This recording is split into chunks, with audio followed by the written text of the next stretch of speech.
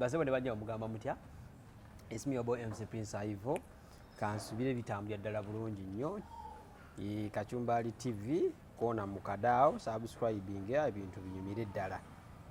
naye nga mugamba mutya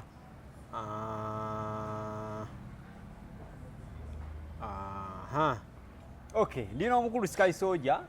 mukwano nnyo gwa principal ate munywanyi nnyo gwa Mathias Mpuuga kigambibwa nti nno mukamawe ate n'oli mukamawe mu nsonga emu oba endala so tugenda kwogera ku nsonga ez'enjawulo tulabe ekintu kino eno ekituufu kyeki ani mutuufu ani mukyamu yavuddeyo ku mikutu gye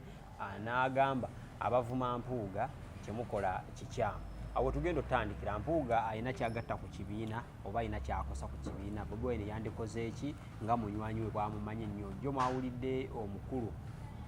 ambassador wa Firebase alina ebigambo byalambika ate n'omukulu Yisima Lubega ekibibi ensonga ze mwazitegeera bulungi nnyo so tugenda tandikira awo ate tweyongereyo temwerabira ekyandemu we tuli mugamba mutya once again ogamba otya Sky Soldier ndi bulungi ssebo ogamba otya webale emirimu oyagala bulungi nnyo buli kimu kitambulanga bwe nakibala tebali kyakyuse sente olina akasente kagenda kujja inshallah just tukyali bato tuli bakozi omwana yetalira mu kamera soko gye toshiwetalira mu kamera just dakiika emu jobuze ku bantu wano jembera wano obuze ku bantu ekyandemu nabagambi kamera ngeri wala nnyo tuli ku H&M munanso nnyo omwana temusobodde mulaba naye nga ojja kwekyandemu omwana wali ogenda mulaba akusavinge bulungi owaayi yesebo genda mu maaso kakati ngabwe nkugambye nti tukyali bato tujja kukola tufune embeera y'akasendezo wanga nabakuba nnungi naye ng'obulamu bukyatambula nga we alhamdulillah ekyo kisinga obukulu yesebo ensonga ya Mpuuga ne Bobi Wine first of all amawulire ogasanga wa amawulire gansanga ku internet nze nga ndaba omukulu ataddeyo ekiwandiiko ekiraga nti oli yalidde ssente gye bayita corruption ndi yalidde enguzi enguzi eyo ng'ebalirwa miliyoni 5 kituufu ng'era ng'ekiwandiiko kimulagira okuva mu ofiisi y'obwakamishana bunnambiro kituufu naye ekiwandiiko tekyabaddeko stamp ekyokubiri nze ŋŋamba ndowooza eba nga diversion kati ngaffe abakkiriza mu nkyukakyuka emiliyoni ebihappeninga tusobola okubikomentingako tusobola oba okubyavoidinga naye nga tetukisussa tetukibeerako tetubeerako ekyo tulina bingi nnyo ebyokutunuulira tulina esente ezibbibwa tulina amalwaliro temulimu madagala tulina amakubo si makole tulina amasomero abantu b'ekalamoja babonaabona abeeno babonaabona okitegeera tulina ebintu bingi tulina otunuulira ng'eggwanga lino Uganda bwebanga ffe ba freedom fighters oba ffe abayowaayo abo abatonotono abalirwanirira ate tetulina kubeera lunaku bbiri nga mukyali ku kintu kyekimu ekyo mukirabe ekigwe temubeera ku diversion emu eba badivertinze tolowooza nti nno kineeno bwe mukirekawo kiba kireseewo ebbala mu kibiina ate ne munaayogera okuli bw'enguzi bajja bagamba okukirekawo kibi omuli bw'enguzi okukirekawo kibi naye n'okukiremezaamu kibi ngambye bwe nti nga bwe baali bakoze first day ne bakola ne press conference ne bagamba kino na kino na kino nesi kukiremerako kubanga bw'okiremerako okwata attention owa community okwata attention ya fan ya follower bw'okwata attention ya follower najja asigala ng'ali ku ekyo ojja kukwata attention ya doctor naye asigale ng'ali ku ekyo ojja kukwata attention ya farmer asigale ng'alaba ekyo nga talaba kirala kyonna talina kirala kyagenda kulaba ino babba kino ino kino kitambula eno tugambe nno eringa diversion eno si diversion wabula egenda kuba singa demo tukiremerako ne tutakita ekisookera ddala miliyoni 5 ku level ya Mpuuga leader of opposition ku level ye ne kuwosa ebyobugagga byalina miliyoni 5 ziba sente ntono ne bwe tuba tugamba nti kati yazibbye ziba sente ntono waliwo ekintu kyolaba n'oleka bulesi waliwo baddekaawo ng'olina ekyaliwo ne mulonda ekyebiri nenga olukolo olunaku lwonna mwenamu n'otamugamba kugabana ne bw'okimulekera ogamba mpozi tutwali nawe n'olonda saamanya okategeera kati waliwo NRM ebintu byekola ng'ekikoze kusoomooza ffe ng'etwagalamu wini kati NRM yaleese ekintu kino n'ekiruka nema nti bwe tunaawona akasiimo nga kayise mu mateeka kubanga bakola nnyo obutaba kusaidi yaabwe obutaba bakyamu balaga nti bali mu kkuwa bo balaga nnyo NRM eraga nnyo kusaidi yaayo obutaba okubeera entuufu yekola nnyo okubeera entuufu kusaidi kati yo ng'eyagala ekuteeke mu lutimba luli olugwemu kati bwe bamaze okuwa akasiimo kamishana waffe w'ekitiibwa Mathias Mpuuga sebo bwe boyogera erinnya ly'omuteekakayo w'ekitiibwa ako yagambye abamu kabaluma abantu b'e Masaka ffe bwe tumuyita kubanga Masaka ninawo senga wange awo alonderawo wennyini Mukungwe era abamu kabaluma ako ow'ekitiibwa Mathias Mpuuga bwe bamala ozimuteerayo ng'omuntu ali politically mature ng'omuntu alabira buli omuntu alina engeri gy'alaba ensonga ze munnange naddala ku nsonga y'ekintu nga kijidde mu mateeka aba alaba talina gwakosezza yenna singa ssente ezo kati nganze Sky singa ssente ezo zazenga zino ssente zibawa ababaka miliyoni 4 miliyoni 4 zibawa ababaka zajjira mu nkukutu ate zajjira eno wansi walaba abawa ne hard cash naye Mathias Mpuuga w'ekitiibwa yatugambye tanazifuna zino zebagamba ebitaano tanazifuna yagambye tanazifuna naye nga essaawa yonna baziteekako ku gundi ye ku kaadi ye essaawa yonna zigendako naye nga tanazifuna wabula kati engeri gyagoberera ssemateeka n'okukkiririza muye kyakkiririzaamu yagamba ssente tagenda zizzaayo naffe abantu abalabira ebbali tulaba nti ssente ne bwatazizaayo ku bintu gavumenti byetukoze gavumenti etubbidde ebbanga naffe tuba tufunye ng'omukisa gavumenti bintu byaffe bingi nnyo byebuzaabuzizaawo ne bigenda fwa byetutamanyi n'olwekyo namwe mwe muba mufunye chance egikwatako kyemugikutteko nebwekaba kayinki musooka kwakulayo ate owekitiibwa asobola nga ssente zadde ayagala zikwata azize mu struggle kubanga mu struggle muno alina abantu bangi balabirira nga tayogera naye nga yababeezaawo obulamu bwabwe bwonna kubeera mu struggle ebyaddala alina abantu bajjanjaba nga balwadde alina abantu basasulira zirenti kati ye nga ye tumwetaaga lwaki teyasoose kyogerako ne principal kasente kano bwe nkajjayo kagenda tuyambako wano anti kati kino ekintu kiri personal omuntu abeera ne personal gundi ye personal accountability ye omuntu abeera ne personal accountability yo olwedde obadde okola ekintu nga tebakuwa katugeze nti olwedde obadde oyamba nga tewali wakuwadde ngaokwata muzizo zohasolins kitegeeza nti nebwofuna zino nebwotagamba muntu ti zino ngenda zikolamu kiri olwedde obadde okikola. You get my point? Naye nga nze kyendabira ddala zino ensonga zeetaaga bakulu n'abakulu kuzihandolinga mu mbeera ya kintu kikulu ekyandikoleddwa kubanga bwe batakikola kigenda kulekawo ebibuuzo eri community kigenda kulekawo questions nyingi eri abantu wagenda kubeerawo abantu abalowooza bwe bati babeerewo basikayi abalowooza bwe bati kubanga omuntu mu nsi muno abeera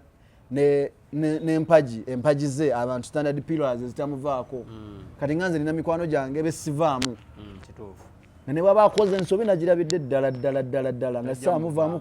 kubanga relationship wakati wange gye nina naye biki byankoledde mu life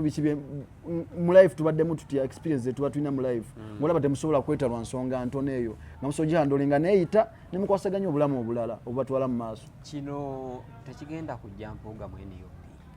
kisobola okumugjamu singa afuna okusoomozebwa kubanga naye muntu afuna feeling eno bamuvuma ono amukolesa kino naye nga tamanyi na point ntuufu gyalina kukola ki muvumirako naamuwemula kino naamukola kino naawe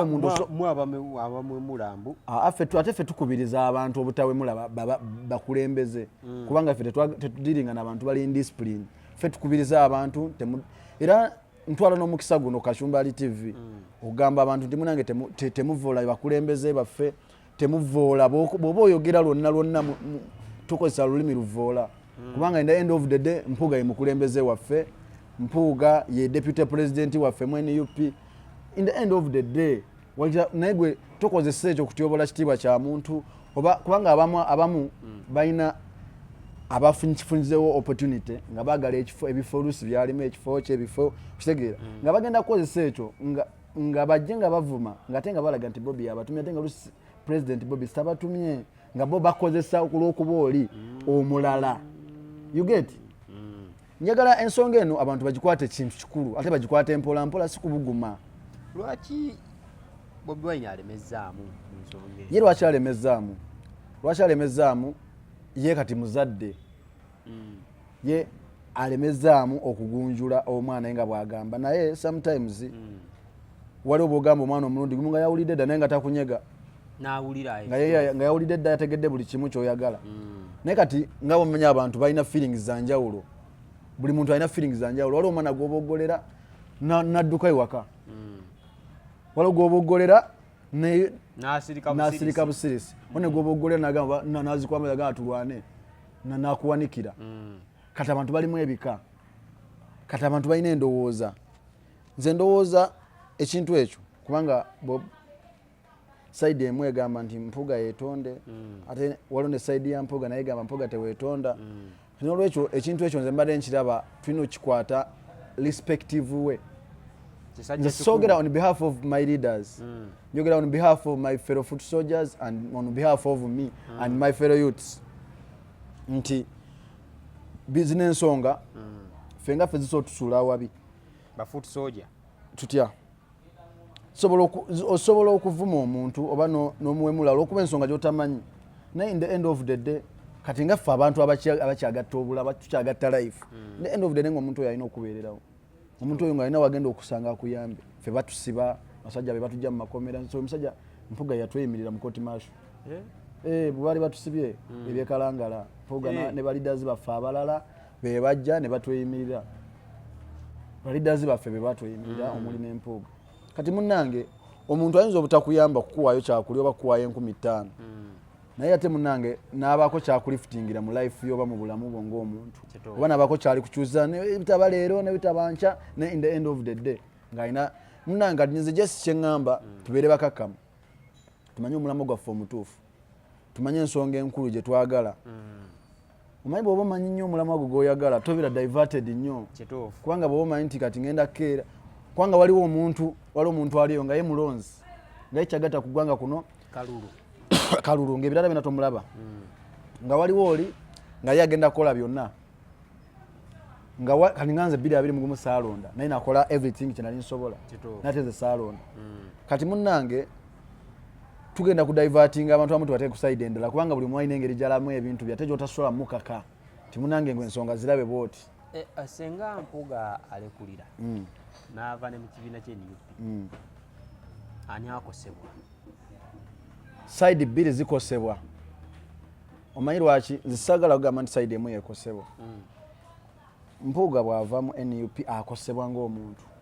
kubanga ayinza okuba ng'alina community ekkiririza mu NUP ey'abantu beeri kubanga already yawangulira ku kaadi ya NUP. NUP bweruzinga great leader nga Mpuuga eba eruzinze omuntu ow'amaanyi atya nti political party si diini nti tukkiririza ffenna mu Katonda. Babeera ba leaders ababa batwala political party eyo n'abantu ab'enjawulo, kati abo ba leaders babeeramu n'abantu abakkiriza enamba ze baba balina nti political party erina abantu bwe bati abagigoberera bagikkiririzaamu era amaanyi erina bwe gati. Ago amaanyi gabeera inspired by these leaders nti waliwo leader ekkiririza mu zaake ne wabeerawo community ekkiririza mu David Lewis Rubongoya, ne wabeerawo community ekkiririza mu president waffe Robert Kyagulanyi Ssentamu, ne wabeerawo community. Okukkiririza kutya? Okukkiririza kwe kubeera inspired oba okumanya nti limwe n'okoze ono gundi yandeetera okubeera kino. Kati nga ffe tuli inspired by His Excellency Robert Kyagulanyi Ssentamu, ffe yali inspired yatu inspiringa ku buli kimu okubeerawo. Kutobola ffe abamu tetwagala bifo olw'okuba ffe tetwagala kwesimba, tetwagala bwa kansala, tetwagala bwa kiwabula, twagala kubeera okulaba nti tulifitingayo omukono ku nkyukakyuka y'ensi eno. Ne kati inspired by Bobi Wine. Kati ate waliwo oli ajja kati ng'abasajja abakulu n'agamba munnange olaba Mpuuga ya joining, naffe katujoyininge nti munnange olaba gundi mwali, nti munnange olaba gundi mwali, naffe katuyingire. Kati waliwo abantu bwe batyo. Kati noona bagendagenda n'abantu be sometimes kubanga naye abalina ba followers be, kyovola buli omu alina omutimbagano gwe nti Kacumbali TV eba Kacumbali TV ng'erina abagoberezi baayo abagala byekola. Sky Soldier abeera n'ababe abaagala byakola ekituufu ositegeera era wali agamba nze simu following ebyakola sibitegeera nobeera oli ng'agamba nze ndi top fan w'oyo ositegeera kati ate nga abantu bonna tulina okubalekera endowooza zaabwe ezo wabula ffe nga community tukoze tutya okuyita abantu abangi abasingako abo okutwegattako. Olabayo embeera yonna eya Mpuuga okwetonda? Sirabayo embeera ya Mpuuga kwetonda kubanga ye ekintu kye yakitadde dda mu mugundi ebiwandiiko byendowooza wabiraba bye yawandiika kye bye yayogera talinayo mbeera yeetonda naye tetukutwala bwe tutyo nti gundi weetonde oba toyagala tugambe nedda wabula tutwale nga tunoonya solution kati kyalekale kyahappeninze bamutereddeyo ssente kino kyabaddewo naye what is the solution tugenda sigala nga tunyolagana bwe tutyo oba twetaaga numbers endala ez'abantu abatana batujoyininga batujoyininga abaana bali emateeka bali ekabale baliwa abalala abatana batujoyininga abatanamanya maanyi abatamanya maanyi ga NUP kyeki abatanamanya kozi yaffe tekijustifyinga nti nno bwebayininga bwe yagamba nti ali principled mu kibiina bwemba temuli mu kulya nguzi ajja kivumirira tekijjayo nti ddala kituufu omusajja ayimirira ku kigambo kye okuyimirira ku kigambo kye ayimirirako bulungi nnyo era great leader gwe twandyetaaze gwe twagala wabula olaba lefali alina ensobi zaalaba ng'ate omulimu guba gwamuleese kukwata nsobi kituufu ekireesa lefali oyo bamuleeta nga tamanyi tiimu eno nga tamanyi tiimu eno nga bamuleese ye alabe ekituufu afuirewo effirimbi walabira ensobi era omupiira guyimirirawo naye waliwo byalaba nga bitono nga omupiira gulina nnyuma manyi kati struggle yaffe tuli baavu naye gwe tulwanyisa okugjako mugagga ayina ettooke kati fe tulina okukozesa obwongo bungi n'okumujja ku ttooke ate tulikozese okumugjako kati tunakola tutya nga waliwo abantu abetagisa enguzi nate nsoma akatabo akakwata ku nguzi bukya bitandika bino ebintu nga ndi musoma akatabo ako bakayita batya ojja genda ku Google oteekemu ng'oyagala kumanya kye bayita ekigambo corruption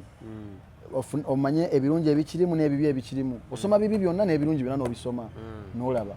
enguzi nnungi ate awalala mbi tetusabeerawo bweba nguzi naye eno teyabadde enguzi ekitiibwa Mathias Mpuuga wabula parliament kati ninyo yesebo sente tezikuyitako tuli ku Kachumbali TV subscribinga sharinga likinga ate ne ku TikTok Kachumbali TV ku Twitter Kachumbali TV ku Instagram Kachumbali TV ne ku Facebook owaye enguzi wesinga nze wenjizo girabira nti eyamba tugambe nga bagenda kutta omuntu omuzina gamba mpa miliyoni 3 awebere kutaasiza kati okirese bwotyo kati ngenda kubuuliza mu ekyo bagenda kutta omuntu wo bw'ogambye gwe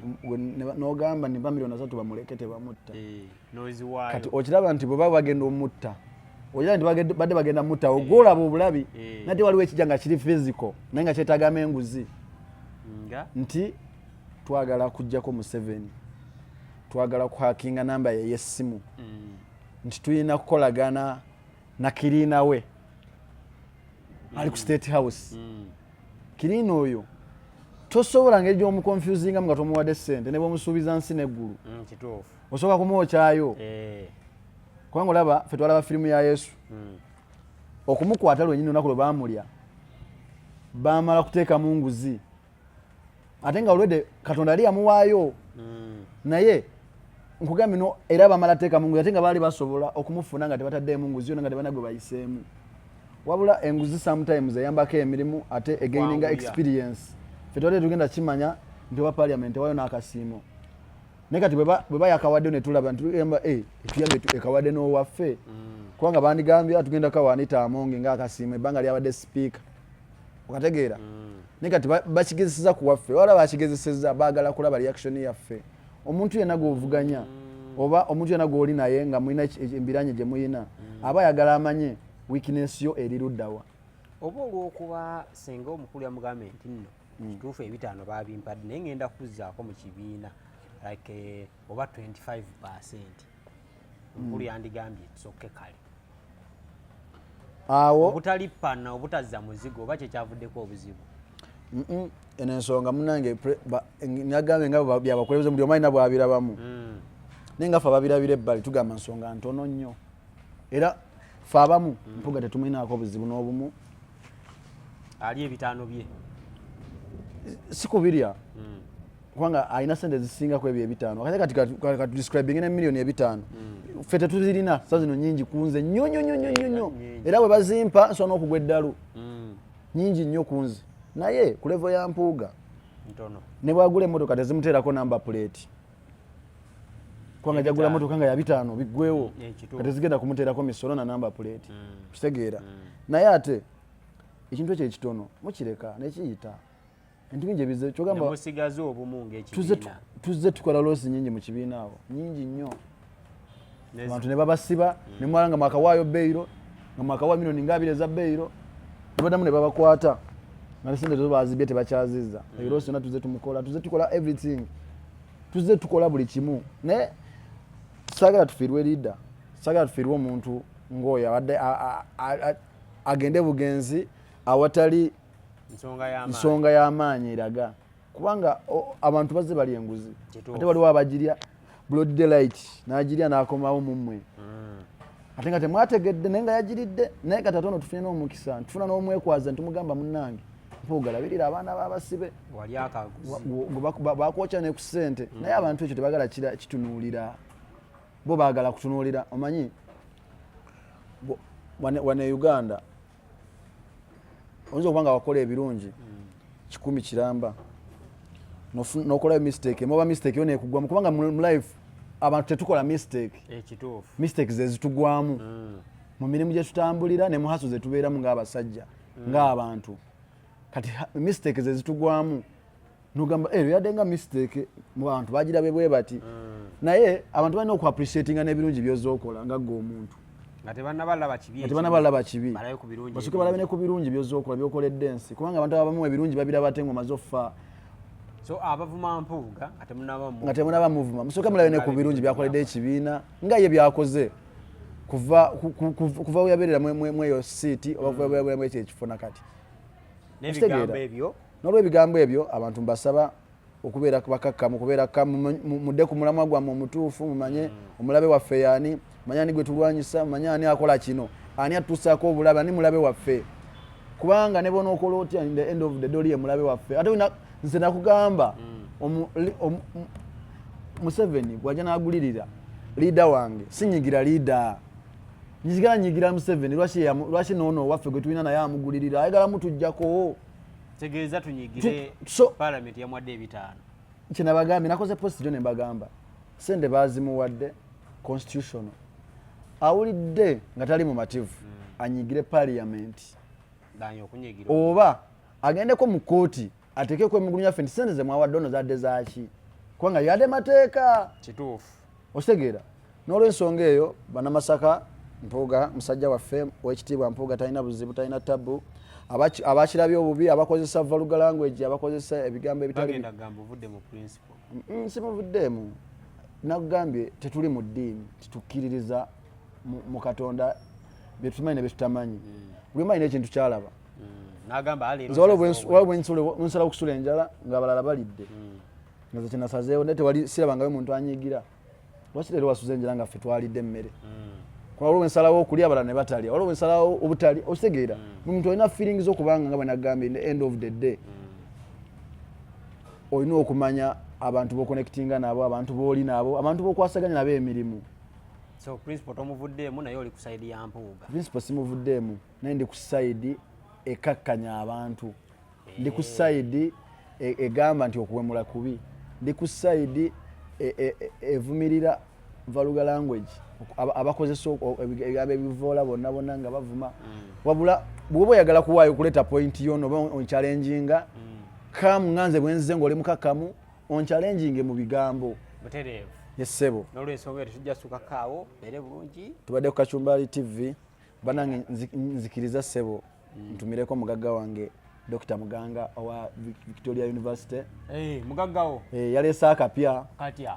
nti ne bwo maze senior 4 osobola okugendayo munnange n'okolayo ekikoosi ku university ye tebaboola tebali ku ebyo wamala senior 4 osogenda munange oli nofuna osomayo kyosomyeyo tebalina buzi Victoria University batereddewo abantu bana opportunity temubeeramu ebyo manya nti obutasoma bulemu okuze manya biki mugende ku Victoria University mufune ebifo ebirungi mulabe kyetubagambako Dr. Muganga walinnya ajja kuba abaaniriza njagalayo kagundi awo kweyongerayo kirabika ogala kweyongerayo Dr. Muganga gwe yakuwadde dda mugamba ankoleko kyawedde dda eno video akugoberera nnyo ku Kachumbali TV ku YouTube. Amina.